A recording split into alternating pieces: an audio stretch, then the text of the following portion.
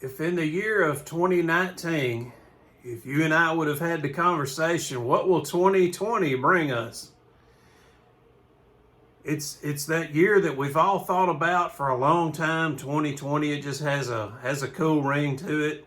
And when I think of 2020, I think of having perfectly clear vision. So what would have been the vision for 2020? What if I would have told you that we would have had a pandemic that has shut down this country? We've had rioting and looting in the streets, cities being burned. And if I would have said, hey, they're not even going to try to stop them. The government's not going to send out the military and try to stop this. Not going to send out the police. Matter of fact, the people that's rioting and looting are saying we want to defund the police. Get rid of the police. And if I would have told you that everywhere you go, you would have to wear a mask, you would have said, man, 2020 doesn't sound like anything I want to get a hold to. So what do? How do we prepare? Well, we really don't know. We don't know what's coming up next. What's 2021 going to bring us? Well, I've done a lot of research. I've watched countless videos here on YouTube. I probably spend 2 to 3 hours a day watching videos trying to prepare for what is to come. Everything I plan on showing you in this video today, you can use this whether we have a pandemic or if we have the world coming to an end or whatever is going on. Everything I want to show you today, you can use at any time. I'm not going to show you anything that's a waste of money. Only thing I want to show you today is something that's going to make your life better or make you be able to move right along through this, whatever this turns out to be.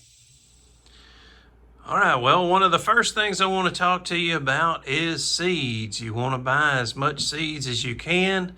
And I'm going to tell you that right now it is very, very hard to get seed. So you definitely want to start buying seed now and trying to get as much as you can for next year if you're not already planting for fall. So anyway, I have different types of carrots. I've got tomatoes, peas, basil, lettuce, all kinds of watermelons, beans. Got a little bit of everything. Now, what I want to talk to you about is you want to make sure that you get heirloom varieties, which have been around for centuries, and you can always save the seed from heirloom varieties. But like this tomato here that is a hybrid, might not be able to get these to plant using the seed from the tomato. Let's say every year I try to save some of these tomato seeds. I might be able to get some tomatoes to grow, but they might not be as good as the first generation of the hybrid. But the good of hybrid is that they can fight off a lot of diseases. They can also battle some of the insects and that sort of thing. So I do have a lot of hybrid corn, but I don't have any heirlooms. So I'm going to have to find me some of that. Now let me show you something else that's pretty neat. You can buy a lot of these dry bag of beans, and these are great for storage for you to have some food, of course. But here's the other trick. You can take these beans and plant them. So you can go to Walmart and if you were to go over to the seed department and you bought you a little bag like this, a little envelope of seed, and it was northern beans, you would get about 30 beans in there, and this would cost you about $1.49 or $2.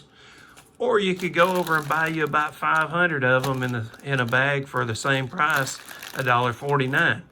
So what you have to hope is that they didn't put anything on the seeds that would prevent them from growing or germinating. But if you buy the cheap, low-cost brands, more than likely they are not going to put something on there to prevent that from happening.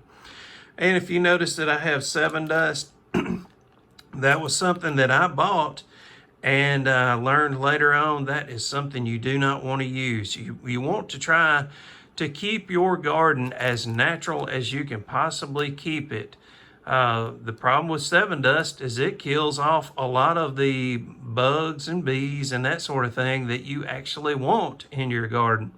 So I do want to tell you one more thing. I bought some seeds, and I shared them with my neighbors, which I thought that was the great thing to do. That's what everybody should do, is share. Now, here's the problem that I caused. I bought some squash, and let's see, here's some zucchini squash, but anyway, I bought the squash and I gave some to everybody around me. I gave some to my mom, some to my brother, my neighbors, and I also kept some for myself. Well, the problem that happened was that squash did not produce, so every one of us did not get any squash this year. So what I learned from it is you buy 2 different containers of seed. You don't buy them from the same company. That way, if this company put out a bad set of seeds, hopefully the other company had some good seeds. You plant them on different sides of your garden away from each other so that they don't cross-pollinate whatever item you are trying to grow. But you definitely want to have a variety, whether it's 3 different types of tomatoes or 2 or 3 types of squash, whatever, but always try to separate them so they don't cross-contaminate and you can save the seeds from them. Here's probably the most important suggestion I will make during this video. This wood stove, I can cook on this wood stove. I can heat my entire house with this wood stove.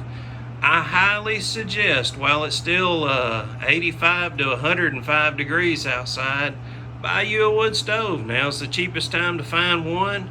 Once it starts getting cold outside, everyone is looking for a wood stove.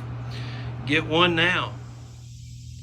I also suggest getting you a very vicious dog to try to help you do some hunting. Look at this thing. Boy, isn't that cute? That is just eat up with cute, isn't it? Probably need to get one of these around too. You never know what, like I say, we don't know what's going to happen in the future, but probably wouldn't hurt to have one of these laying around too. Boy, this thing gets rowdy. She's a killer. So what are my plans if the electricity goes out? Let's say Antifa or some other crazy group decides they want to blow up the power grid and take us out of electricity for a while. So what's my plans for that? Well, let me show you. Well, this is inside my van, and this past week I did a trade. I traded a riding lawnmower that I got for free, and I gave $200, and I have 1,100 watts of solar. So I have these 4 solar panels here that I will be putting onto my house and give myself a little bit of electricity this way. So I will need to spend about probably $1,500 on different things to go with the solar system to make this thing work: batteries, controllers, all that good stuff. So after I spend that amount of money, just for easy math, let's call it $2,000 out the door with everything, I will be able to operate a window air conditioning unit and also my refrigerator and TV off of this system.